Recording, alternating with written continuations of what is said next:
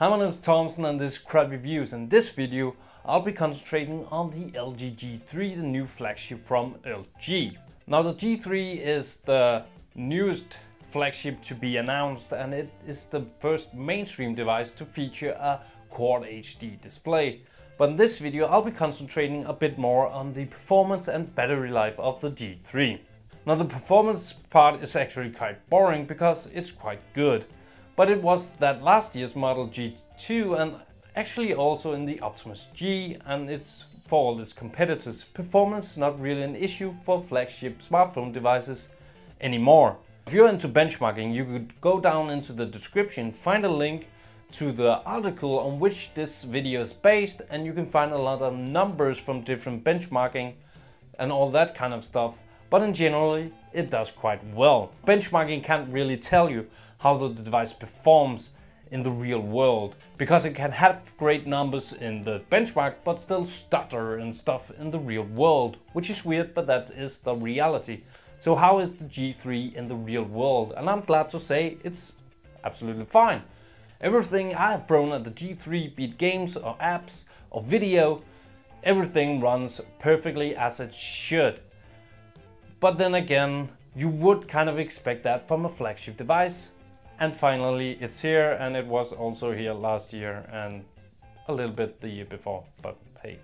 So what is really interesting about performance is the battery performance, because every flagship device can deliver great performance, but it's really a question of how long can it deliver this performance and how does the G3 fare in this endeavor. Well, the G3 delivers a mediocre to kind of okay, well, standard performance when it comes to the battery. In my homegrown little app test where I loop a full HD video, the G3 handled that video for about 4 hours, a little bit above 4 hours and a quarter or something like that. And how is that? Well, if you want to say it compared to devices, it sits in between the G2, which did about 5 hours, and the Nexus 5, which did about 3 hours. So what can you expect from this? Well, 4 hours is actually also the time that the screen can be on during one charge. At least that was I found. 4 hours of screen on time is pretty much the numbers that I have seen. And that should be enough to get most people through a day. Now, of course, if you're a power user and really tax your device, well, then pretty much no flagship device or no device ever will get you through the day. But for most people, normal people, and me included actually, this thing gets me through the day every day comfortably with a bit of battery to spare at the end.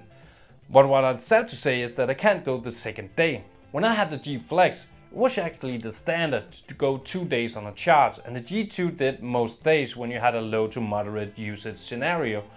But the G3, it's very hard to get that 2 days, and I was quite comfortably say that it's pretty much impossible unless you don't use your device. Because the standby time of this phone is actually pretty great. In one test I lay the phone down before going to sleep and it had 54%. When I woke up 6 hours later it had 52%. So that's a 2% decrease over 6 hours, and I will say that's pretty great. That's the kind of thing I would like to see. So the problem is when you turn that screen on, and it is that screen that sucks all the power. It simply is. If you use Netflix for about an hour and a half, you know, a third of the power drainage would be from Netflix and then half would be from the screen.